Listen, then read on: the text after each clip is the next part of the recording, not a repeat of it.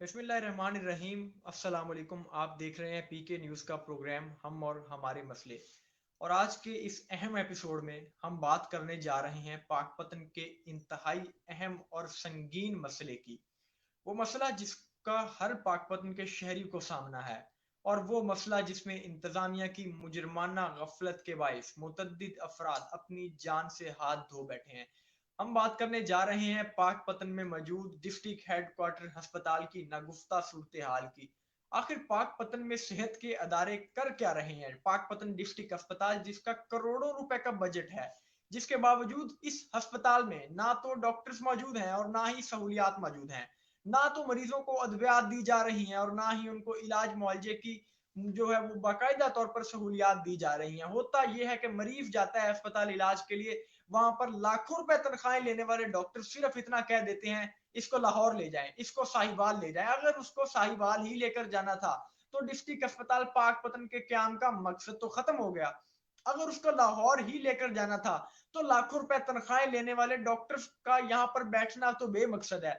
आज के प्रोग्राम में करेंगे डीएचक्यू अस्पताल की नागुफ्ता सूरत हाल और हालत जार पर तफसीली बात। हमारे साथ प्रोग्राम में मौजूद होंगे सोशल एक्टिविस्ट और हमेशा पाकपतन के मसाइल पर बातचीत करते रहने वाले बहुत ही मुमताज समाजी रहनुमा मियाँ अब्दुल रहमान भट्टू साहब। मियाँ साहब, बहुत शुक्रिया आपके कीमती वक्त का, आपने हमारे प्रोग्राम में शिरकत की और टाइम निकाला अपने कीमती वक्त से। Thank you. मियाँ साहब, पाकपतन डिस्ट्रिक्ट हेडक्वार्टर अस्पताल करोड़ों रुपए का बजट है और इलाज मुआवजे की सहूलियात वो भी हैं जिनको आपका बासानी मालूम है। आप जानते हैं कि वहां पर जो सूरत हाल है, मरीज जाता है वहां या तो उसको कुछ से पैसे ले लिए जाते हैं इलाज की, हालांकि सरकारी अस्पताल है। अद्वियात लेने जाए तो उसको पर्ची लिख कर दे देती है, या ये बाहर से प्राइवेट ये हजारों रुपए की दवाइयां लेकर आओ। क्या हो क्या रहा है? सेहत के इदारे आखिर खामोश क्यों है? बिस्मिल्लाहिर्रहमानिर्रहीम। पीर साहब, ये इदारे तो तमाम तबाह हो चुके हैं, लेकिन हेल्थ जो है ये हमारी बुनियादी ज़रूरत है। बिल्कुल। एजुकेशन और हेल्थ किसी भी कौम के लिए दोनों चीज़ें बहुत अहम होती हैं। और ये डिस्ट्रिक्ट हेडक्वार्टर अस्पताल पाकपतन जो है ये पूरी 18-20 करोड़ लाख आबादी का ये एक अस्पताल है। इकलौता अस्पताल है। सूरत हाल इसकी ये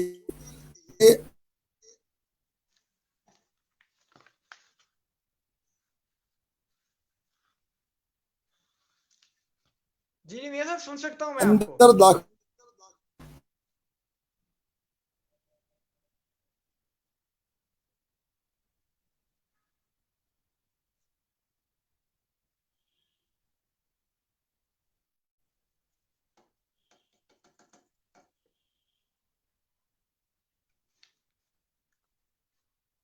मैं अब्दुल रहमान भट्टू साहब हमारे साथ मौजूद हैं और वो बात कर रहे हैं डिस्ट्रिक्ट हेडक्वार्टर अस्पताल की हालत जार की, इंतजामिया की मुजरमाना गफलत की, लाखों रुपए तनख्वाहें लेने वाले उन नाअहल अफसरान की।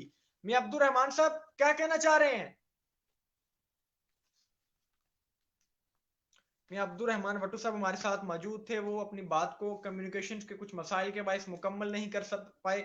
वो डीएचक्यू अस्पताल जिसको 22 लाख के बासियों के लिए बनाया गया और ये इकलौता इलाज गांव जो है वो गरीब और मुफलिस लोगों के लिए हुकूमत की जानब से बनाया गया, लेकिन अब ये अस्पताल इंतजामिया की गफलत की भेंट चढ़ चुका है। यहाँ पर अगर कोई इलाज के लिए जाता है, पहले तो उसको एक बहुत बड़ी एक लंबी लाइन का सामना करना पड़ता है। लंबी लाइन में लगने के बाद उसको पर्ची दी जाती है। पर्ची लगने के बाद अगर वो डॉक्टर के पास जाता है तो डॉक्टर ये लिख कर दे देता है, refer to Sahiwal teaching hospital.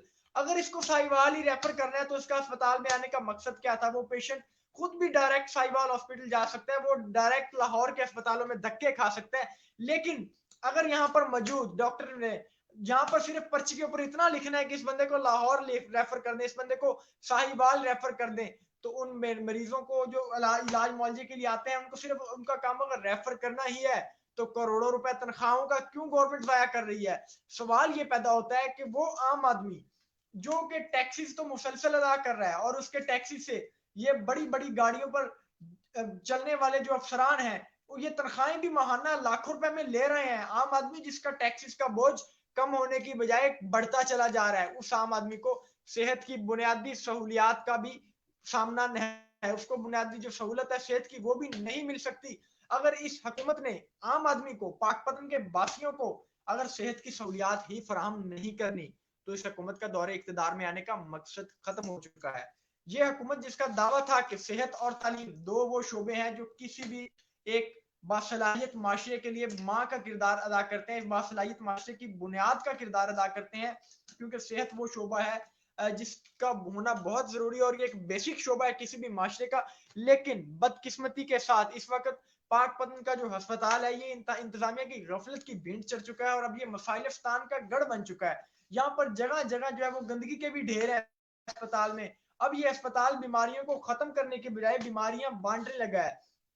इसका जो डायलिसिस सेंटर है वहां पर ना तो अद्वियात मौजूद है, ना वहां पर बाकायदा तौर पर डॉक्टर्स बिठाए जाते हैं। यहाँ पर कई साल से जो है वो रेडियोलॉजिस्ट की सीट नहीं है, रेडियोलॉजिस्ट की सीट कई साल से खाली पड़ी है। इंतजामिया ने किसी रेडियोलॉजिस्ट को यहाँ पर भर्ती ही नहीं किया, जिसकी वजह से जहां पर मरीजों को बल्कि शहरियों को, हजारों शहरियों को जहां अल्ट्रासाउंड वगैरह दीगर जो रिपोर्ट्स हैं उनकी रिपोर्टिंग में दुश्वारी का सामना करना पड़ता है। वहीं मजलूम जो खानदान होते हैं, जो किसी वडेरे की मजलूमियत का शिकार होते हैं, उनको भी इंसाफ मिलने में ताखीर का सामना करना पड़ता है।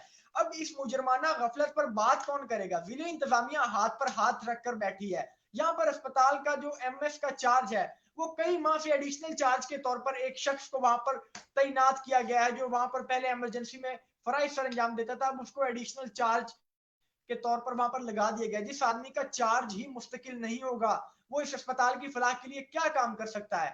अगर इंतजामिया ने इस अस्पताल की फलाह बहबूद के लिए काम ही नहीं करना तो पाकपतन के जो शहरी हैं वो महाना करोड़ों रुपए का टैक्स पे कर रहे हैं। उनका तो टैक्स पे करने का मकसद ही फौत हो जाता है अगर उन्हें बुनियादी सहूलियात ही नहीं मिल पाती। आज के प्रोग्राम में इस पर हम डीपली बात कर रहे हैं। तो हमारे साथ मौजूद थे समाजी रहनुमा मियां अब्दुल रहमान भट्टू साहब, जिनका कम्युनिकेशन गैप्स के बायस राब्ता हो गया। वो इंतजामिया की गफलत के बारे में बता रहे थे, जिले इंतजामिया किस कदर मुजरमाना गफलत का सामना कर रही है और पाकपतन के जो शहरी हैं वो बीमारियों में मुब्तला होते होते अपनी जान से हाथ धो बैठे हैं। मियां अब्दुल रहमान भट्टू साहब ने हमें एक मरतबा फिर दोबारा ज्वाइन किया है। मियां साहब, कम्युनिकेशन गैप था, आप अपनी बात को मुकम्मल नहीं कर सकते, करोड़ों रुपए का फंड आखिर हो क्या रहा है? फिर साहब, असल में वो नेट में कुछ प्रॉब्लम आ गया था। हालात ऐसे हैं कि जो ही कोई मरीज लेकर इस हॉस्पिटल के गेट में आता है ना, तो पहले तो उसको वो साइकिल मोटरसाइकिल स्टैंड वाले जो हैं वो लूटते हैं, तंग करते हैं। जब वो इमरजेंसी पहुंचता है तो डॉक्टर साहब जो हैं, जो लाखों रुपए तनख्वाह लेते हैं, वो उसकी कोई तवज्जो मरीज की तरफ नहीं होती। अमला हेट की निगाह से देखता है, नफरत की निगाह से देखता है मरीज को, हालांकि ये तो मसीहा होते हैं। चलो, फिर भी जो मजबूर है उसने अपने जरूरत के लिए वहां जाना है। अब मैं आपको मुख्तलिफ वाकयात बताऊंगा मुख्तलिफ हालात में कि मैंने जो 2-3 माह में देखा है, उसमें वो गरीब आदमी जिसका वहां पहुंच नहीं है, मैंने एक दफा तो डीसी साहब को खुद फोन करके एमएस को झाड़ पिलाई और उसके बाद वो मरीजा को देखा गया। और ये हालात हैं इस अस्पताल की। मैंने बहुत बुरी हालत है। बहुत बड़ा अलमिया है सेहत के इदारे। अगर सेहत के जो हुकाम है, सीओ हेल्थ है, डिप्टी कमिश्नर है, अगर उन्होंने फोन कॉल्स पर ही ये नोटिस लेने हैं तो उनका तो करोड़ों रुपए तनख्वाहें लेने का मकसद फौत हो जाता है। शहरियों की टैक्सी से ये पे लेते हैं, उनको अगर बुनियादी सहूलियात ही नहीं दे सकते तो शहरियों के टैक्सी लेने का मकसद क्या है? मैं आपको ये बताता हूँ कि वहाँ जो जिसके पास पैसे हैं ना, वो कभी सरकारी अस्पताल में जाता ही नहीं। हमेशा गरीब आदमी वही अस्पताल जाता है जिसकी पहुंच नहीं होती प्राइवेट अस्पताल में। लेकिन ऐसा ही है। लेकिन मैं अफसोस से ये कह रहा हूं कि जब एक डिलीवरी केस 2 माह पहले मैं खुद छोड़कर आया अस्पताल में, और 15 मिनट बाद मुझे कॉल आ गई कि उन्होंने रेफर कर दिया है और 2 मरीज और हैं, वो भी रेफर कर दिए साहिवाल। मैंने कहा आप इधर रुक, बस पर्ची पे लिख दिए थे refer to teaching hospital Sahiwal, तो इनका काम करने का मकसद क्या है? मैंने कहा मैं अभी आ रहा हूं, आपने बाहर नहीं जाना, इधर रुकें। जब मैं उधर गया फिर मैंने वहां पर जाकर वो उस पर मुजामत की, तो जो 2 गरीब आदमी और थे वहां पर, 2 गरीब औरतें और थी जिनकी डिलीवरी का केस थे, उनको भी मैंने रोका कि आपने साहिवाल नहीं जाना। आप यकीन जाना, मेरी मजामत पर 2 घंटे के बाद वो 3 बच्चे जो हैं, तीनों डिलीवरी केसेस यहाँ हुए और बच्चे पैदा हो गए और सही सलामत वो वहां हुए। इसका मतलब है कि इनकी नीयत खराब है। जब एमएस से बात हुई एमएस ने कहा हमारे पास तो बेहोश करने वाला डॉक्टर ही नहीं। मैंने कहा एमएस साहब अगर आपके पास DHQ में डॉक्टर नहीं है तो फिर आप इसको बंद कर दें, मैं इसको आग लगा दूंगा। ये मेरे वर्डिंग से उस दिन। उसके बाद इन लोगों ने ये उसको ठीक किया। और अफसोस है मुझे यहाँ की इंतजामिया पर भी। मैं DC साहब जो है वो इसको पेन लेते हैं, लेकिन मैं ये कहता हूँ अगर अब्दुर्रहमान जो है वो तो बोल सकता है, जो नहीं बोलता, जिसके पास जबान भी नहीं है, पैसा भी नहीं है और ताकत भी नहीं है, मुजाहमत भी नहीं कर सकता, उसका क्या हाल हो रहा है इसमें? बिल्कुल ऐसे आम आदमी को तो उनका दबका लगाकर खामोश करा दिया जाता है। जी जी। सरदार इदरीस डोगर साहब मारूफ समाजी रहनुमा है, सोशल एक्टिविस्ट हैं, भट्टा एसोसिएशन के डिविजनल प्रेसिडेंट भी हैं। सरदार साहब ने हमें ज्वाइन किया। सरदार साहब बहुत शुक्रिया हमें ज्वाइन करने के लिए, आपके कीमती वक्त का। डिस्ट्रिक्ट अस्पताल की बात हो रही है जो इस वक्त मसालिस्तान का गढ़ बन चुका है। आम आदमी जो वहां पर सेहतमंद होने की गर्ज से जाता है वो उल्टा मजीद जो तशवीशनाक हालत में वापस लौटता है। नाकाबिले बयान सूरत हाल है, क्या कहेंगे? जी बिस्मिल्लाहिर्रहमानिर्रहीम। शुक्रिया तकरीर साहब, पहले तो आपका बहुत बहुत शुक्रिया। और मेरे बुजुर्ग अब्दुर्रहमान भट्टू साहब मेरे बड़े भाई भी हैं, यहाँ पे तशरीफ फरमाए। तो मैं आपका बेहद मशकूर हूँ कि आज आपने मुझे यहाँ पे DHQ पे रोशनी डालने की जो है ना वो मतलब मेहरबानी की। तो तकीर साहब एक बात तो बड़ी वजाहत के साथ कह रहे हैं कि पाकपतन की पिछली मरदमशुमारी में जो आबादी है वो तकरीबन 18 लाख के करीब है, आप अंदाजा करें। और DHQ की जो जरूरियात है ना, हमारा बंदा कोई भी वहां पे जाता है, छोटा सा माइनर से एक्सीडेंट होता है तो फौरी तौर पे डॉक्टर सिर्फ इस काम के लिए बैठा है कि उसने कहना है कि रेफर की पर्ची फटाफट बनवा लें जी। वो बेचारा ढूंढ रहा है कि डॉक्टर साहब फर्स्ट एड तो मेहरबानी कर दें। फर्स्ट एड देने की बजाय वो कोशिश कर रहे होते हैं कि किसी तरीके से इनको एम्बुलेंस ढूंढ के दे और उनसे जान छुड़ाएं। ये हमारे DHQ के अस्पताल का जो है हमारे पास ये सूरत हाल है। और दूसरी बात ये है कि पाकपतन में आप अंदाजा करें कि जितने भी सर्जन डॉक्टर उन्होंने अपने हॉस्पिटल बना लिए, गरीब आदमी का यहाँ पे इलाज नामुमकिन है। अगर खुदा ना खास्ता किसी गरीब आदमी का मोटरसाइकिल एक्सीडेंट हो जाता है और इमरजेंसी में उसको लाया जाता है तो उसकी हालत देखने के लायक होती है।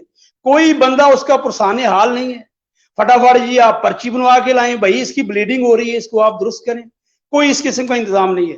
बल्कि डॉक्टर फौरी तौर पे क्या करते हैं, फटाफट कंपाउंडर को कहते हैं कि भाई इसकी पट्टी लगाओ और इसको फौरी तौर पे रेफर कर दो। अगर कोई मजामत भी करे, जैसे मेरे भाई फरमा रहे थे अब्दुर्रहमान भट्टू साहब कि जनाब ये मजामत करने वाले साथी हैं या कोई बंदा और एक्टिविस्ट चला जाता है तो उसको वो मिन्नत समाजत करके उसको मतलब कह देते हैं यार कि आप मेहरबानी करके आपका मरीज जो है वो खत्म हो जाएगा, आप इसको साहिवाल ले जाए।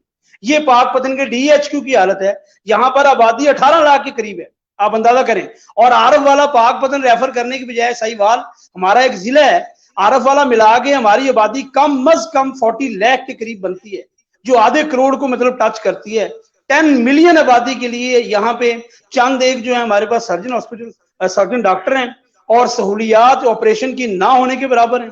जिन लोगों ने अपने प्राइवेट हॉस्पिटल बना लिए हैं वो डॉक्टर साहबान क्या करते हैं कि चुप करके उनको पर्ची पे उनको लिख के देते हैं कि फला टाइम पे आप हमारे प्राइवेट क्लिनिक पे आ जाएं। तो ये मुझे गिला नहीं है, बहुत अच्छे लोग भी डॉक्टरों में भी मौजूद हैं, मेरे बहुत अच्छे दोस्त यहाँ पे डॉक्टर प्रैक्टिस भी कर रहे हैं, लेकिन आबादी के तनासिब के लिहाज से डॉक्टर हजरात की कमी है। तो सर इंतहाई नागुफ्ता सूरत हाल है। मैं आपको एक वाकया यहाँ का बताता चलूं, कुछ साल पहले का वाकया, आप इस मुतालिक जानते होंगे। दिल की मरीजा थी खातून, उसको सिर्फ इसलिए मुआयना नहीं किया गया था कि उनके पास शिनाख्ती कार्ड नहीं था और वो अस्पताल के इस्तकबालिये पर ही तड़प तड़प कर जान से हाथ धो बैठी थी। अगर हमने सिर्फ शिनाख्ती कार्ड पर ही मुआयना करना है तो इस अस्पताल जिसको डॉक्टर्स को मसीहा का दर्जा दिया गया है तो इनके वहां पर बैठने का मकसद क्या है? आम आदमी वहां पर तो आपको भी बिठाया जा सकता है, अगर आपने पर्ची पर लिखकर ही देना है refer to teaching hospital Sahiwal, तो मियां साहब को बिठाया जा सकता है, मुझे बिठाया जा सकता है, आपको बिठाया जा सकता है। तो करोड़ों रुपए इनको तनख्वाहें देने का मकसद क्या है?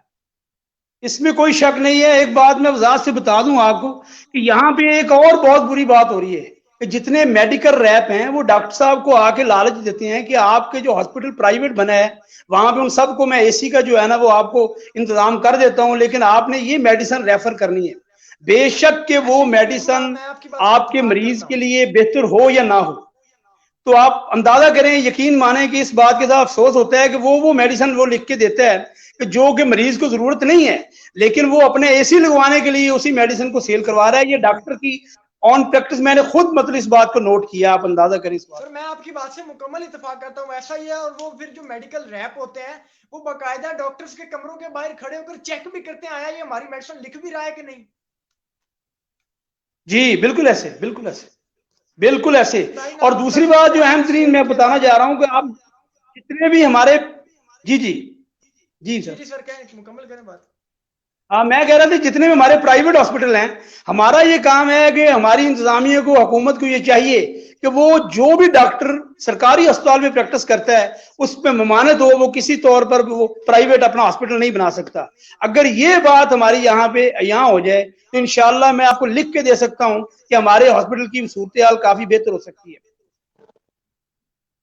दुरुस्त फरमा रहे हैं। मैं अब्दुल रहमान भट्टू साहब आपकी जानब आऊंगा। नागुफ्ता सूरत हाल है जो डॉक्टर्स हैं, अगर इस अस्पताल के डिस्ट्रिक्ट हेडक्वार्टर अस्पताल की सूरत हाल बेहतर हो जाएगी तो कौन इन फिर प्राइवेट माफिया की जानब तो कोई भी नहीं जाएगा, चाहे वो आम आदमी हो या कोई गरीब का बच्चा। वो प्राइवेट अस्पतालों का रुख उस वक्त करता है जब उसे नाउमीदी मिलती है कि यार ये जो डिस्ट्रिक्ट हेडक्वार्टर अस्पताल सरकारी अस्पताल है, यहाँ से किसी किस्म का रिलीफ नहीं मिलेगा, बल्कि आपकी पेशेंट की हालत मजीद खतरे में चली जाएगी। जब इस अस्पताल की सूरत हाल का नोटिस लेकर इसको बेहतर किया जाएगा तो कौन प्राइवेट हॉस्पिटलों की जानब जाएगा? हरगिज नहीं जाएंगे प्राइवेट की तरफ अगर ये इसकी हालत बेहतर कर दी जाए। अगर यहाँ पर साजिश है अस्पताल हमले की जो अपने अपने प्राइवेट क्लिनिकों को प्रेफर करने के लिए अस्पताल की हालत को बेहतर ही नहीं होने देते। पीर साहब इसमें ये एक लीगली भी ये गलत है कि सरकारी जो हॉस्पिटल होता है ना, उससे चंद कदम के फासले पर वही डॉक्टर प्राइवेट क्लिनिक खोले या प्राइवेट अस्पताल बनाए, लीगली जुर्म है। लेकिन अफसोस कि हमारे कहीं भी कानून पर इम्प्लीमेंटेशन होती ही नहीं। अगर इम्प्लीमेंटेशन हो तो यहाँ पर इस रोड पर कोई अस्पताल जो नहीं ना चल सके। दूसरा, जिन लोगों को आप ये कार्ड मिल रहे हैं, सेहत कार्ड भी दिए जा रहे हैं, उन गरीबों को जो कार्ड दिए वो भी प्राइवेट हॉस्पिटल में दिए जा रहे हैं। अगर ये कार्ड की बजाय मेरी गवर्नमेंट, मेरा प्यारा वजीर आजम, मेरी प्यारी हुकूमत, मेरी ये जमहूरियत, अगर उस कार्ड की बजाय मेरी कौम के एक एक जिले के 2-2 4-4 अस्पताल ठीक कर दे, उनकी उनमें 24 घंटे सहूलियात मुयस्सर आ जाएं, वहां पर दवाइयां मुयस्सर हों। ये ना हो कि मरीज मर रहा हो और मेरे हाथ में पर्चियों में दौड़कर बाहर जा रहा हूँ, ये ना हो। मैं दवाई तलाश करता फिरता हूँ, ये ना हो। उसी अस्पताल के अंदर अगर ये दवाइयां भी प्रोवाइड कर दें और 24 घंटे डॉक्टर भी बैठे रहें, तो मेरे ख्याल में ये ना ये सेहत कार्ड वाला ड्रामा की जरूरत होगी, ना किसी और ड्रामे की जरूरत होगी। अगर खुदा की मखलूक की खिदमत करनी है तो वो खिदमत करें। सर हुकूमत का ये दावा है कि सेहत इंसाफ कार्ड का जो प्रोजेक्ट है इस पर 1 अरब और कितने लाख रुपए का कुछ जो इन्वेस्टमेंट है वो इस पर की गई है, इसका जो बजट मुख्तस किया गया है। क्या आपने कभी देखा है कोई ऐसा सेहत इंसाफ कार्ड होल्डर जो मरीज हो उसको जो मुतलका अस्पतालों में रिलीफ मिल रहा हो या उसका इलाज हो रहा हो? हरगिज नहीं होगा। वो वहां भी जलील होंगे, क्योंकि जो यहाँ भी ऐसा काम होगा ना, वहां पर कमीशन होगा, वहां पर इनके वो जो पीछे बैठे हुए अफसरान होंगे, उनकी वो क्या होता है, किकबैक होगा। ये चीजें जो होती है ना इनकी, ये कभी गवर्नमेंट की पॉलिसियों को चलने नहीं देते। उसकी बजाय हमारी बिल्डिंगें भी हैं, हमारे पास ऑपरेशन थिएटर भी हैं, हमारे पास मशीनरी भी है, इसी को बेहतर क्यों नहीं किया जाता? अगर एक एक मरीज को वो इतने इतने पैसों को कार्ड दे रहे हैं, उसमें से अगर हमारे हॉस्पिटल में लगा दिया जाए, हमारे इन इदारों को ठीक करने पर लगा दिया जाए, यहाँ पर सहूलियात को इम्प्लीमेंट किया जाए, यहाँ पर जो फंड आ रहा है उसको सही इस्तेमाल किया जाए। यहाँ पर कम से कम मेरे ख्याल में, अगर मेरी तजवीज गवर्नमेंट माने, तो प्राइवेट एक्टिविस्ट जो लोग हैं, जो शहर के ताजर तंजीमें हैं उनमें से हों, जो साफी तंजीमें उनमें से हों, जो लोग वैसे इस शहर के दर्द रखने वाले लोग हैं, उनमें से कोई कमेटी तश्कील दी जाए जो इसको वाच करे, और जो वो पैसा आए वो कमेटी उसको वाच करके इस पर लगवाए। एलपी वगैरह ना चले तो मेरे ख्याल में हमारी कोई जरूरत नहीं किसी प्राइवेट अस्पताल जाने की और ना कहीं और धक्के खाने की।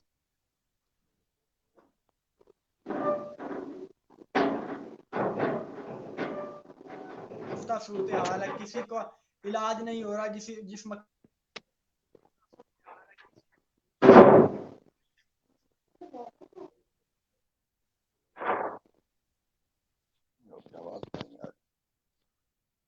पीर साहब आपकी आवाज नहीं आ रही। सरदार साहब सुन सकते हैं आप मुझे? जी जी, आवाज सही नहीं आ रही तुकीर साहब। सर मैं ये पूछना चाह रहा हूँ, अगर इस अस्पताल में ऐसी ही सूरत हाल रहनी है, किसी को इलाज की सहूलत नहीं मिलनी, तो करोड़ों रुपए का जो बजट आ रहा है गवर्नमेंट की जानिब से इस अस्पताल की हालत को बेहतर करने के लिए, वो बजट आखिर जा कहाँ रहा है? जैसे मेरे भाई बुजुर्ग फरमा रहे थे ना, ये अपना अब्दुर्रहमान भट्टू साहब, कि अगर ये थोड़ी सी नीयत को दुरुस्त कर लें, खलूस मतलब अपनी नीयत में खलूस शामिल कर लें, तो इंशाल्लाह जरूरत रहेगी नहीं इस बात की कि ये सेहत कार्ड दें। ये सियासी ड्रामा है। सियासी ड्रामा खत्म करने का एक बेहतरीन हल है कि आप जो आला हुकाम इनके ऊपर बिठाए गए थे, इनकी निगरानी करने के लिए डिप्टी कमिश्नर को बिठाया गया, सीईओ हेल्थ को बिठाया गया, वो सब खामोश क्यों है? क्या वजह समझते हैं इसकी? उनके साथ साथ यकीनन ऐसे लोगों की जरूरत है जो मुखलसाना मतलब किरदार अदा करना चाहते हैं। उनकी एक कमेटी बनाई जाए जो इनको विजिट करे और इनको चेक करे, इनका चेक एंड बैलेंस हो। अगर चेक एंड बैलेंस दुरुस्त हो जाए तो मैं समझता हूँ ये निजाम दुरुस्त हो सकता है, क्योंकि वहां पे लोग इंतजार में होते हैं। आप अंदाजा करें, किसी बंदे के अगर मतलब लड़ाई हो गई है, उसके साथ कोई ज्यादती फायर वगैरह लग गया है, एक तो बात यह है कि पुलिस उसको जो है वो डाकट नहीं देगी। अगर डाकट दे देगी तो आगे से डॉक्टर जो है वो रिजल्ट पैसे लिए बगैर नहीं देगा। आप अंदाजा करें, यानी वो अपना हक पैसे लिए बगैर इस्तेमाल नहीं कर सकता। तो यहाँ पे मेरी तो गुजारिश यही है कि ऐसी कमेटी बनाई जाए पूरे जिले में जो कि इन सब का चेक एंड बैलेंस करे और जो फेयर लोगों पे मुश्तमिल हो, जिसका किसी सियासी जमात से ताल्लुक ना हो और वो समाजी कारकुन हो, वो ऐसे लोगों पे मुश्तमिल कमेटी जो है वो अहम किरदार अदा कर सकती है। अहम किरदार अदा कर सकते हैं कमेटी। गवर्नमेंट को इस पर एक्शन लेना चाहिए। डायलिसिस हॉस्पिटल, डायलिसिस सेंटर है जो डीएचक्यू अस्पताल का, वहां की भी सूरत हाल कुछ बेहतर नहीं है। जो इस मर्ज में मुब्तला अफराद हैं उनको दवाइयां नहीं मिल रही, वो जिंदगी और मौत की कश्मकश में धक्के खा रहे हैं। वहां का भी जो बजट है वो भी करोड़ों में आ रहा है। अगर इस पर जब बजट खर्च ही नहीं हो रहा, रकम कहाँ जा रही है? इसके अलावा मैं आपसे ये भी पूछना चाहूंगा, इनकी मॉनिटरिंग के लिए जो अफसरान बिठाए गए थे, जिली इंतजामिया के अफसरान, सीओ हेल्थ जिसको बिठाया गया था, जो हेल्थ के जिला भर की हेल्थ की सूरत हाल को मॉनिटर करने के लिए बिठाया गया था, उसको मॉनिटर करने के लिए डिप्टी कमिश्नर को बिठाया गया था, वो क्यों खामोश है? जी मेरे से सवाल है तकीर साहब। जी जी आपसे ही पूछना चाह रहा हूँ। मैं ये कह रहा हूं कि ये हमारा जो सारा हमला है ना, ये तो एक चेन वर्क है। जब तक क्या इनका चेक एंड बैलेंस नहीं होगा, मतलब डीसी साहब जो है माशाल्लाह कोशिश करते हैं, हमारी उनसे मीटिंग भी रहती है, मीटिंग में इस बात की डिस्कशन भी रहती है। लेकिन प्रॉब्लम आगे से ये है कि हमारा जो निचले वाला हमला है, मतलब वजीर आज़म साहब ने हेल्थ कार्ड दे दिए। अब हेल्थ कार्ड का काम तो ये है कि वो यहाँ जाके आगे से इलाज कराएगा और बिल बनवाएगा, गवर्नमेंट बिल पे करेगी, लेकिन आगे से सहूलियात ही नहीं है। यानी आपकी एक्सरे मशीन फर्ज करने खराब पड़ी है, वहां पे आप जाएं, आपको प्रॉपर पैसों में जो है वो बाहर से वो जल्दी हो जाता है। यहाँ पे वो कह रहे हैं भाई 5 बजे रिजल्ट मिलेगा, एक्सरे वाले कह रहे हैं 5 बजे रिजल्ट मिलेगा। जो प्राइवेट बेस्ड हॉस्पिटल्स हैं उनमें भी हेल्थ कार्ड को एसोसिएटेड किया गया था उन अस्पतालों को कि वहां का जो हेल्थ कार्ड होल्डर होगा वो उन अस्पतालों से भी इलाज करवा सकेगा। लेकिन रीजन इसमें मसला ये है कि मुतअद्दिद अस्पतालों को हेल्थ कार्ड के लिए बजट नहीं इशू हुआ अभी तक। यहाँ पे हेल्थ कार्ड का मसला ही नहीं है।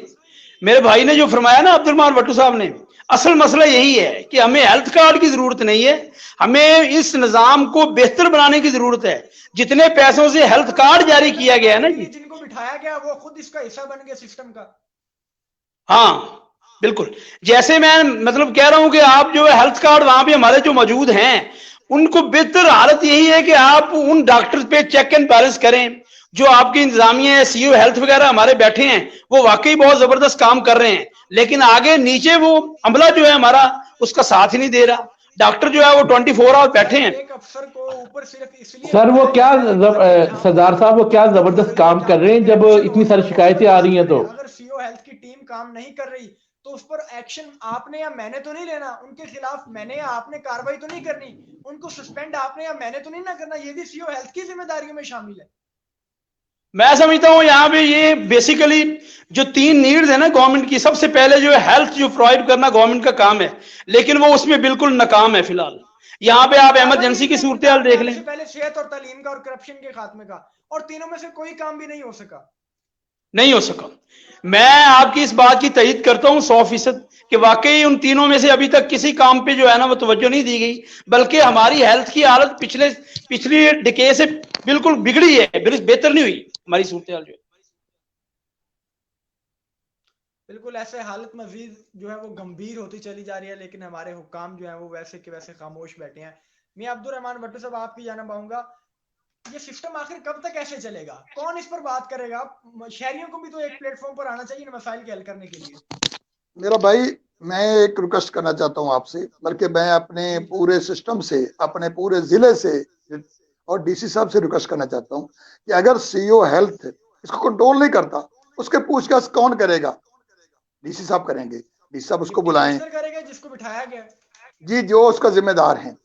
अगर सीईओ हेल्थ डिस्ट्रिक्ट पाकपतन का एक डिस्ट्रिक्ट अस्पताल ठीक नहीं कर सकता, तो फिर ये बुनियादी हेल्थ यूनिट जो है वो तो उनका तो पुरसाने हाल ही कोई नहीं होगा। तो बात करने उनकी सूरत हाल तो नाकाबिले बयान है।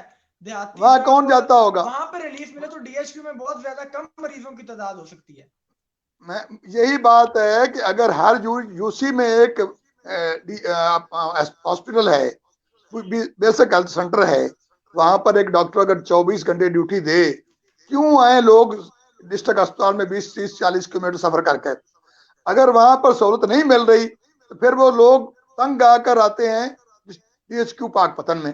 डीएचक्यू पाकपतन की हालत, अगर सीईओ एक अस्पताल को भी ठीक नहीं रख सकता, तो मेरे कौम का पैसे की तनख्वाह क्यों लेता है? मुझे क्यों लूट रहा है? वो मेरी जान छोड़े, वो किसी और जिले में चला जाए।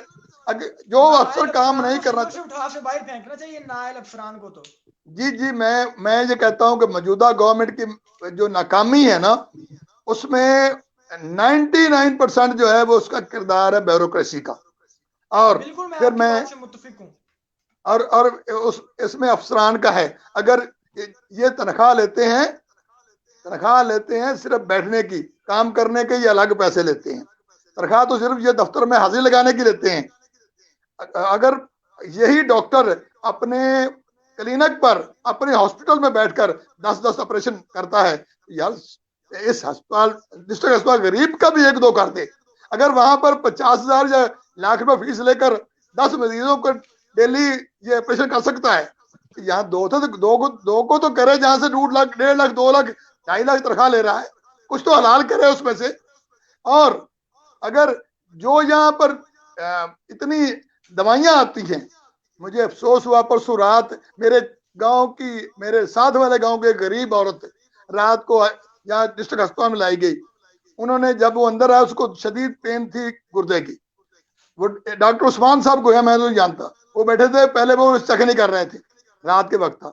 उसने मुझे फोन किया बच्चे ने, मैंने कहा मुझे मेरी बात कराओ डॉक्टर साहब से। उन्होंने बात करवाई। डॉक्टर साहब ने उसका बुरा मनाया कि आपने शिकायत मेरी क्यों की है, मैं आपके बाप का मुलाजम हूँ। यार आप मेरे खजाने से आप मेरी कौम के टैक्स के पैसे से, मेरे टैक्स के पैसे तनख्वाह लेते, मेरे मुलाजिम हैं। You are public servant, public मैं हूँ, नौकर आप हैं, आप मुझे मुलाजिम कहते हैं, मैं आपको मुलाजिम हूँ। फिर उस आदमी ने दवाई नहीं लिखी, फिर एक और लेडी डॉक्टर साहबा ने उसको दवाई लिखी, और वो भी उसने कहा डॉक्टर साहब को नाम बताइएगा सर, भट्टू साहब। डॉक्टर उस्मान साहब को बता रहे थे वो, मैं जानता नहीं, डॉक्टर उस्मान साहब बताया मैंने, और मुझे बड़ी तकलीफ हुई। फिर मैंने उस बच्चे को कहा मुझे अपनी उस पर्ची का फोटो भेजें। वो उस बेचारे के पास वो मोबाइल नहीं था, व्हाट्सएप नहीं था, भेजता। मैंने, मेरी ख्वाहिश थी कि मैं डीसी साहब को भेजता वो, कि ये हालत आप आज 10 बजे 11 बजे की हालत ये आपके डिस्ट्रिक्ट अस्पताल की है। इस जिले में एक मरीजा को टीका लगाने वाला को नहीं, फिर वो बेचारा बाहर से टीका लाया, और टीका लगाने के नर्स नहीं थी। फिर वो सामने कोई अस्पताल है उसमें लेकर गए, वहां पर एक नर्स ने उसे टीका लगाया, और बेचारी को सुकून आया। जिस कौम के जिस अस्पतालों की हालत हो, जहां पर गरीब रोते हुए बाहर जाएं, क्या वहां पर तरक्की होगी? क्या वहां पर कोई हमारी इज्जत रहेगी इस मुल्क की? जो पब्लिक सर्वेंट बैठा है, जो बिल्कुल ये सूरत हाल है, नाकाबिले बयान सूरत हाल है। करोड़ों रुपए का फंड है, करोड़ों रुपए इनकी अफसरान की तनख्वाहें, लेकिन उसके बावजूद ये जिम्मेदारी को जिम्मेदारी नहीं समझते। सरदार साहब आपकी जानब आऊंगा, गुज़िश्ता दिनों सोशल मीडिया पर एक अफसोसनाक सूरत हाल की एक फुटेज वायरल हुई थी, जिसमें इंतजामिया की जो मुजरमाना गफलत है उसको बड़े वाज़ेह तौर पर देखा जा सकता था। सरदार साहब, फुटेज कुछ इस तरह देखी गई कि एक खाकरोग वो मरीजों के लिए अद्वियात तजवीज कर रहा है। तो अगर खाकरोग ही अद्वियात तजवीज करने लगेगा तो मरीज की जो हालत होगी उसका आप अंदाजा खुद ब खुद लगा सकते हैं। इसमें सर इंतहाई अफसोसनाक बात पहली तो ये है कि इसको जितना भी मजम्मत सरदार की साहब जाए इस बात खातरक की, अभी तक ड्यूटी पे हाजिर है, उसे बर्खास्त नहीं किया गया। अंदाजा करें आप। ये सबसे पहली तो ये नाहली है हमारी इंतजामिया की। दूसरी बात ये है कि हम में भी इतना शऊर नहीं है। मैं आपको बड़े अफसोस के साथ कह रहा हूं कि अवाम में इतना शऊर है ही नहीं है कि उनके किस प्रॉपर बंदे के पास उन्होंने जाना है। जब खाकरूप, इसकी पहली बात तो ये मजम्मत करनी चाहिए, हमें इंतहाई मजम्मत करनी चाहिए। दूसरी बात यह है कि अवाम में शऊर बेदार करने की अशद जरूरत है। तो इसीलिए जाता है ना, जो यहाँ पर आए आप उसका प्रॉपर तौर पर मुआयना करें, उसके लिए अद्वियात तजवीज करें।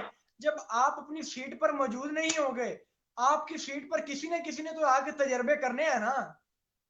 जी जी, बिल्कुल सही बात है। मैं आपकी बात से इत्तेफाक करता हूं। जब आप होंगे ही नहीं तो ज़ाहिर है कोई ना कोई आपको खुद ब खुद ही वहां पे ज्वाइन कर लेगा। ये बात 100% दुरुस्त है और मैं इससे इत्तेफाक करता हूं। मैं समझता हूं कि पाक पतन में बाबा फरीद रहमतुल्लाह ने सही फरमाया था कि उठ फरीदा उथे चलिए जिथे वसदे अन्ने, ना कोई सानू वेखे ते ना कोई सानू मन्ने। बाकी शहरों की निस्बत हमारे शहर की सूरत सेहत आज भी बहुत ही अबतर है, इंतहाई अबतर है, जो इंतहाई अफसोसनाक है। उसमें मैं समझता हूँ हमारा जाती कसूर भी है कि जितने भी हमारे शहर के एक्टिविस्ट हैं, अगर वो बात करते भी हैं तो वो उस बात पे रुक जाते हैं किसी भी मिन्नत समाजत में। हम आखिरी दर्जे तक नहीं जाते। हमें इनका पीछा करना चाहिए। मैं समझता हूं कि हमें एक ग्रुप तश्कील देना चाहिए पूरे पाक पतन में, और उन लोगों को ग्रुप तश्कील देना चाहिए जो इखलास और बगैर लालच के काम करना चाह रहे हैं। उन लोगों को साथ मिलकर हेल्थ की सूरत बेहतर करने के लिए इन पे दबाव डालना चाहिए। ये मैं समझता हूँ कि इसकी बात से इत्तेफाक करता हूँ। हमारा प्लेटफॉर्म इसके लिए हाजिर है। अगर कोई शहरी बात करने के लिए आता है तो हम अपना प्लेटफॉर्म उसका मैसेज जो है पब्लिक के सामने रखने के लिए प्रारंभ करते हैं। इसके अलावा शहर के जो हेल्थ के अलावा दीगर भी बहुत सारे मसाइल हैं जिनके लिए अब शहरियों का एक पेज पर इकट्ठा होना, इंतजामिया को प्रेशराइज करके अपने मसाइल का हल निकलवाना बहुत जरूरी हो चुका है। बहुत जरूरी है। मैं समझता हूं कि हमारे जो जितने भी सियासी प्यादे हैं वो नाकाम हो गए। पाकिस्तान पाक पतन सियासी यतीमों का शहर है बेसिकली। हमें ये चाहिए कि हमें उन सियासी लोगों से हट के ऐसे लोगों पे मुश्तमिल एक टीम तश्कील देनी चाहिए जो एक प्रेशर ग्रुप हो, जो हर इदारे में जाए, वो पुलिस हो, वो महकमा सेहत हो, वो इंतजामिया को कोई इदारा हो, और उसमें कोई सरबराही की जरूरत नहीं है, सारे बंदे सरबराह हैं। वो जाएं और उस प्रेशर ग्रुप का ये काम हो कि उसके साथ प्रेस क्लब वाले साथ हों, उसके साथ जो है हमारे बार के मेंबर साथ हों, उसके साथ हमारी तमाम एसोसिएशन हों, उसी के साथ मिलकर हम ऐसा काम करें कि हम प्रेस वाले तो खबर ही चला सकते हैं, मगर हमारी खबर पे बहुत कम एक्शन होता है। जी, ये बाद में आपको बताता हूं। जब ये प्रेशर ग्रुप होगा ना और ये बयान मतलब जारी करेगा तो आप यकीन माने कि इंतजामिया के कील हिल जाएंगे, या खुद ब खुद ही अपनी मेखें उखाड़ के बैठे होंगे और आपकी बात को फॉलो करेंगे। मैं समझता हूँ बिल्कुल आप दुरुस्त फरमा रहे हैं। और अब ये वक्त की अहम जरूरत बन चुका है क्योंकि अब शहर के मसाइल जो है वो गंभीर होते चले जा रहे हैं। मियां साहब, प्रेशर ग्रुप को तश्कील देने की बातें हो रही हैं, क्या कहेंगे? सरदार साहब, पीर साहब, मैं अपने भाई सरदार साहब की बात से इत्तेफाक भी करता हूं, लेकिन मुझे समाजी वर्क में बहुत देर हो चुकी करते करते। मुझे याद है बतौर एक प्रेशर ग्रुप काम करते रहे। मैं बहुत करता रहूंगा, अभी कर रहा हूं। मुझे याद है कि मैंने 5 साल पहले 6 साल पहले एक दफा रहमत अली इमरान साहब यहाँ पर MS थे और मैंने यहाँ पर प्रोटेस्ट किया था कि यहाँ पर लोगों को दवाइयाँ नहीं मिल रही। यहाँ पर जो पैसा आता है वो LP की शक्ल में बाहर भेज दिया जाता है, वो बड़े बड़े लोग खा जाते हैं, बड़े बड़े जजेस को भी जाती हैं दवाइयाँ, बड़े बड़े वो अफसरान को चली जाती हैं, गरीबों को कुछ नहीं मिलता। उसका ये मुझे रद्द अमल हुआ कि उस वक़्त के MPA, उस वक़्त के DC और उस वक़्त के DPO तीनों ने मिलकर, चौथा रहमत अली इमरान को उन्होंने मेरे खिलाफ मुद्दई बनाकर मेरे खिलाफ एक FIR दी गई कि आपने हमारी इमरजेंसी तोड़ दी है। हालांकि मैं इमरजेंसी में गया नहीं, बाहर बैठा रहा था। मैंने बाहर एक कारपेट पर बैठकर एहतिजाज किया था, सिर्फ बैनर लगाए थे। मैंने कहा वो उसकी फोटो ही लाएं।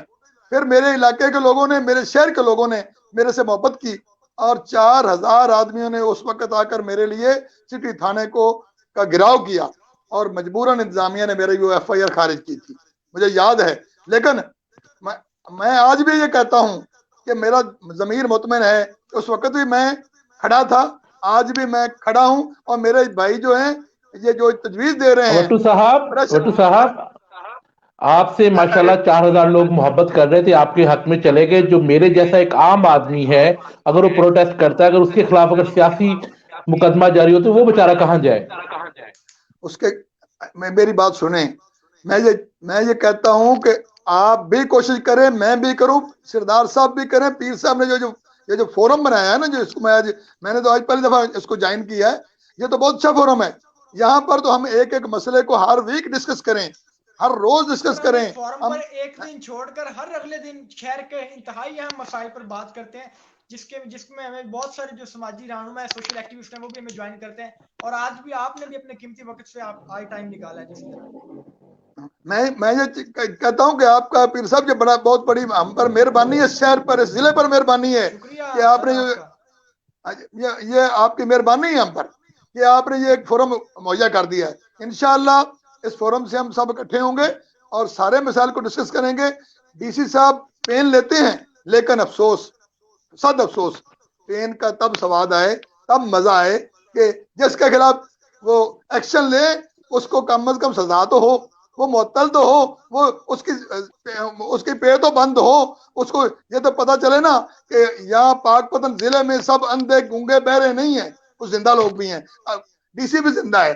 अगर डीसी साहब सिर्फ ओनली पेन लेंगे, ओनली मुझे यकीन दहानी कराएंगे कि ये हो गया, लेकिन कल अगर वो ऑफिसर फिर वही कुछ कर रहा होगा तो फिर मुझे शक होगा कि मेरे डीसी साहब में भी कुछ गड़बड़ है। सर, होता ये है जब शहरियों की जानब से या तंजीमों की जानब से कुछ प्रेशराइज किया जाता है मसाइल के हल के लिए, इंतजामिया को प्रेशराइज किया जाता है, महकमा सेहत के अफसरान को प्रेशराइज किया जाता है, तो सिर्फ उनकी जो आवाज है उसको एक दफा खामोश करवाने के लिए मुतलका जो जिम्मेदार होता है, रिस्पॉन्सिबल होता है उस गफलत का, उस नेग्लिजेंसी का, जो रिस्पॉन्सिबल अफसर होता है, उसको एक दिन या आधे दिन के लिए मुअत्तल कर दिया जाता है। अगले दिन या 2 दिन बाद आप देखें तो वो अपनी कुर्सी पर और पीर साहब जब डीसी साहब या कोई जब डीसी साहब जब की आला आला यानी कि अफसर जब अस्पताल का विजिट करता है तो उसका एक अपना सिक्योरिटी का हिसार होता है कि आवाम आदमी को तो रसाई नहीं होती, उसके बाद अपनी मर्जी के लोग चेक करवा देते हैं उसे। सर, हमारे आज के फोरम में एक कॉलर हमें ज्वाइन करना चाह रहे हैं, कॉल लेते हैं। शहरी हैं जो अपने डिस्ट्रिक्ट हेडक्वार्टर अस्पताल की सूरत हाल पर बात करना चाह रहे हैं, लेकिन मेरा ख्याल कॉल ड्रॉप होगी। दोबारा से कॉल को लेते हैं। तो मेरा साहब क्या कहना चाहेंगे, इन गफलत के मुर्तकिब अफसरान को सिर्फ एक दिन के लिए मुस्तरद किया जाता है, लेकिन मुअत्तल किया जाता है, लेकिन अगले दिन से वो दोबारा वहीं पर बैठे होते हैं। एक कॉल पहले ले लें, उसके बाद बात करते हैं इस पर। जी अस्सलाम वालेकुम, कौन साहब है जी?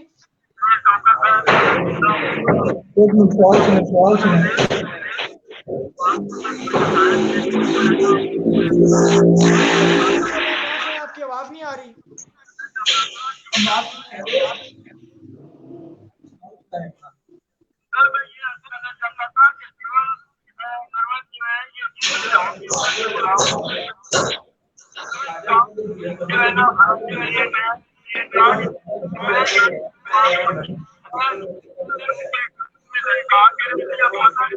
किसी आप कॉलर को सुन सकते हैं?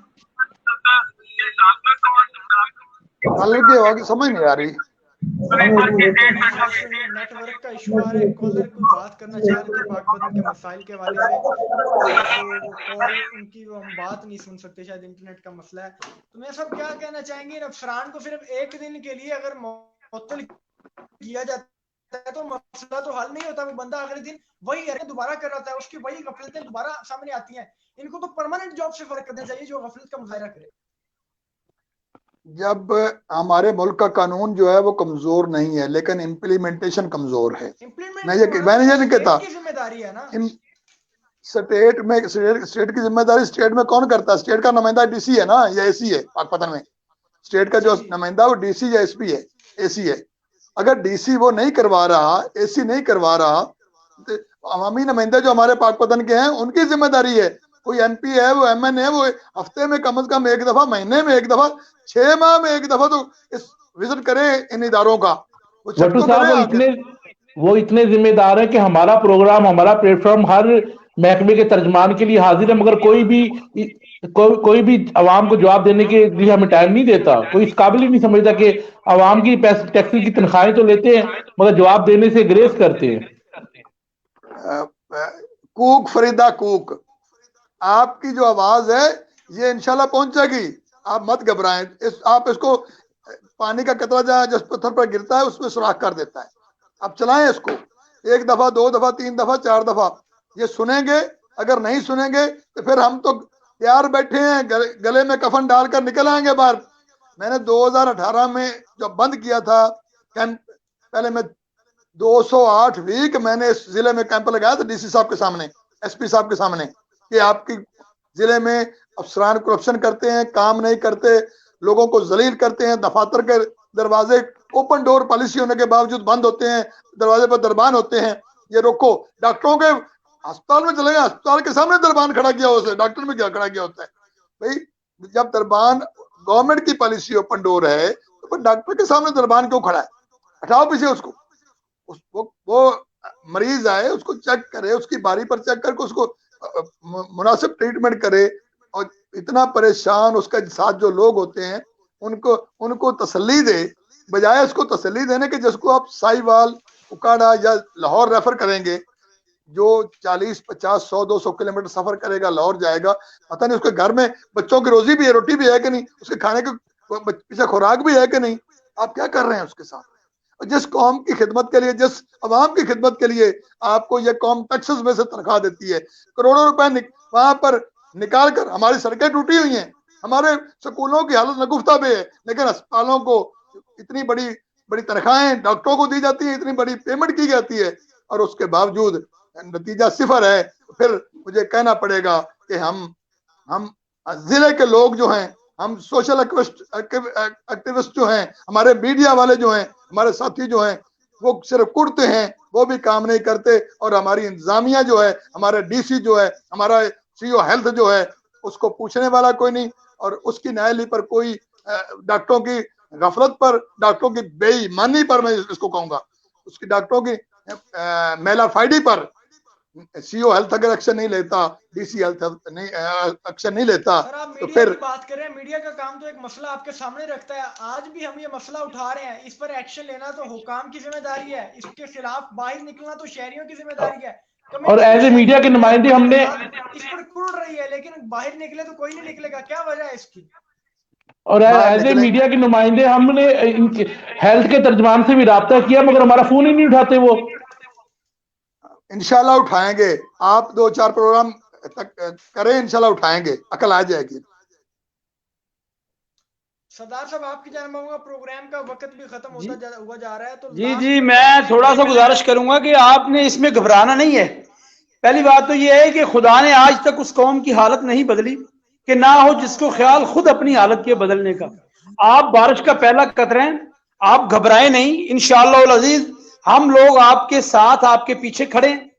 इंतजामिया तो क्या है, ये बाहर निकल के आपको इंशाअल्लाह वेलकम करेंगे।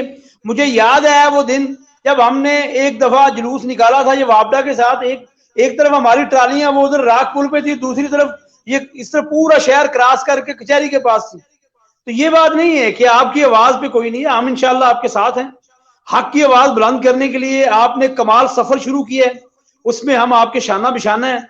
ये भाई जो बात कर रहे हैं ना कि आपकी कोई आवाज उठाता नहीं, ये आपके पीछे पीछे होंगे इंशाल्लाह।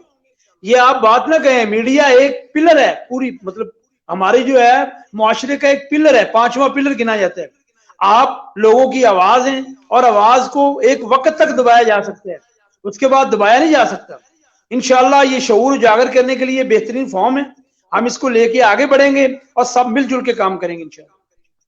बहुत शुक्रिया सरदार साहब, आपने अपने कीमती वक्त से टाइम निकाला। मैं अब्दुल रहमान भट्ट साहब, आप फिर साहब मेरी एक रिक्वेस्ट है कि आप इसके बाद आप एक मेहरबानी करें कि हमारे बाकी जो इदारे हैं ना, ये हाईवे है, ये पब्लिक हेल्थ है, ये शहर की बल्दिया है, ये कूड़ा क्रिकेट उठाने वाला कौन नहीं आता, 3-3 4-4 दिन गलियों में कौन नहीं आता, ये इसके इन सब पर एक प्रोग्राम बनाएं और कोशिश करेंगे इंशाल्लाह के तमाम मसाइल पर बात करते रहेंगे। हमारी आवाज कोई दबा नहीं सकता। इंशाल्लाह इस फोरम पर पाकपतन का हर वो मसला डिस्कस होगा जो हर एक आम आदमी को दरपेश है। और एक चंदपीर रोड जो है उसका पर भी एक स्पेशल प्रोग्राम करें कि वो हमारी डिस्ट्रिक्ट की जो है कंप्लीशन है। जब जिस रोज चंदपीर रोड बन जाएगा, उस रोड आपके जिले में डाइवो भी आएगी, वो फैसल मूवर भी आएगी और मुआशी हब की हैसियत रखता है। और मुआशी हब जो है हमारी मुआशी हब वो उसी दिन मुकम्मल होगी जिस दिन हमारी वो चंदपीर रोड बनेगी, मंचामा रोड बनेगी। इस पर भी एक प्रोग्राम मेहरबानी करें। इंशाल्लाह इस पर भी एक नेक्स्ट प्रोग्राम डेवलप करते हैं। बहुत शुक्रिया मैं अब्दुल रहमान भट्टू साहब, आपने अपने कीमती वक्त से हमारे प्रोग्राम के लिए टाइम निकाला। सरदार इदरीस डोगर साहब आपका भी बहुत शुक्रिया। पाकपतन के मसाइल पर इंशाल्लाह नए एपिसोड में आपसे दोबारा मुलाकात होगी और तब आपको इंशाल्लाह फिर पाकपतन के आम मसले में हम दोबारा बात करेंगे। तो जरूरत इस अमर की है कि हुकाम बाला को भी इस पर सिर्फ हाथ पर हाथ धरकर नहीं बैठना चाहिए। पाकपतन के मसाइल के हल के लिए उनको, अगर कोई बंदा करोड़ों रुपए तनख्वाहें लेता है तो वो पाकपतन के मसाइल के हल करने के लिए अपना फरीजा भी सर अंजाम दे, क्योंकि आखिरत के दिन भी उसे अल्लाह के हजूर जवाब देना पड़ेगा कि उसके पास इख्तियारात थे, उसने करोड़ों रुपए तनख्वाहें ली तो इख्तियारात का इस्तेमाल क्यों नहीं किया। पाकपतन डिस्ट्रिक्ट हेडक्वार्टर अस्पताल की हालत जार और यहाँ पर मौजूद डॉक्टर्स जिनको मसीहा का दर्जा दिया गया है, उनका मरीजों के साथ रवैया, उनकी नागुफ्ता जो है इलाज की जो सूरत हाल अस्पताल में, करोड़ों रुपए दवाइयों का फंड आता है लेकिन एक मरीजों को दवाइयां नहीं मिल रही। कोई जाता है तो उसको पर्ची पर लिख के कर दिया जाता है कि आप दवाई बाहर से लाए, अस्पताल में मौजूद नहीं है। अगर उसी वक्त अस्पताल के स्टोर की चेकिंग की जाए तो वहां पर उसी दवाई का बहुत बड़ा जखीरा मौजूद होगा। हुकाम को इस पर नोटिस लेने की जरूरत है ताकि पाकपतन के शहरियों को दरपेश मसाइल हल हो सके और पाकपतन के जो सेहत के आला अदारे हैं, सीओ हेल्थ और डिप्टी कमिश्नर है, उनकी इस बहुत बड़ी गफलत का जो सामना अंदाजा इस बात से लगाया जा सकता है कि डिस्ट्रिक्ट अस्पताल की जो हालत है उस पर ना डिप्टी कमिश्नर बात करने को तैयार है और ना ही सीओ हेल्थ इसको बेहतर बनाने को तैयार है। अगर डिस्ट्रिक्ट हेडक्वार्टर अस्पताल की सूरत हाल ये होगी तो पाकपतन के BHU, RHU और दीगर जो तहसील अस्पताल हैं उनकी सूरत हाल क्या होगी। इंशाल्लाह हम और हमारे मसले के एक नए एपिसोड में आपसे दोबारा